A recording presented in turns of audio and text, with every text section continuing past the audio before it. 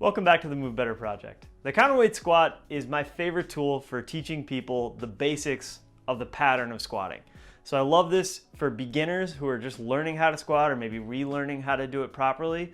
And I also love it for advanced athletes to use as a warm-up. So wherever you fit in that, this is how I like to teach it. I'm gonna take a 10-pound kettlebell, and it should be a relatively light weight, could be 6 pounds, 8 pounds, 10 pounds, anything in there. The point is that this is not a load to make you stronger by lifting a heavier weight. This is a counterweight to allow you to stay more upright while you're squatting. So I'm gonna set up with my feet shoulder width apart. I'm gonna start with the kettlebell in close to my body. I'm gonna squeeze my butt, tighten my abs, set my shoulders back and down and tuck my chin, all the basic alignment stuff we would do for just about anything. And then as I squat, as I go down, I'm gonna take a big breath in. As my hips go back, my knees press forward, and the weight is reaching forward.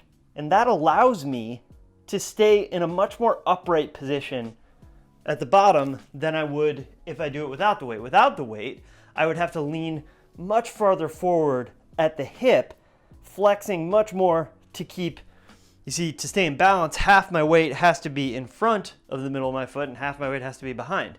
So if I don't have an extra weight that I can reach in front, my shoulders tilt farther forward, my chest comes forward, and not that that's a bad thing, but it's a little bit easier to stay upright and to get deeper into the squat without losing the position of your lower back. So again, I'm gonna take a big breath in. Everything's tight, I'm reaching forward as I come down, and it's gonna allow me to really get deep into the squat. Hamstrings against calves, butt to ankles, super deep. Breathe out as I stand up. And just one more note.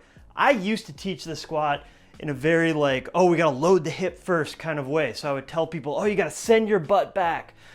And that's a little bit of an oversimplification, because one of the great things about the squat is that you get ankles, knees, and hips to go into full flexion, full range of motion. So really what we wanna do is move all three joints together at the same time. So again, I'll show you what I mean by that. Rather than sitting back, focused on this, where I'm kind of losing my weight backwards, I wanna keep the weight centered over the middle of my foot.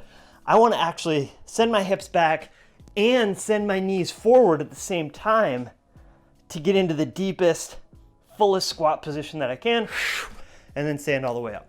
So that's the basics of the counterweight squat. Again, great tool for learning how to do it, great tool for relearning how to do it, and a great tool for anybody, no matter how strong, how advanced you are, to get warmed up, to take your joints through a full range of motion and really remind your brain what the pattern should look like. All right, so give it a try. Let me know in the comments how it goes. Make sure to subscribe, and I'll see you next time.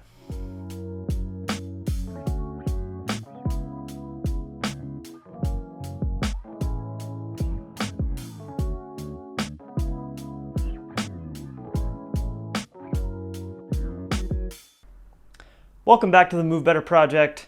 The counterweight squat is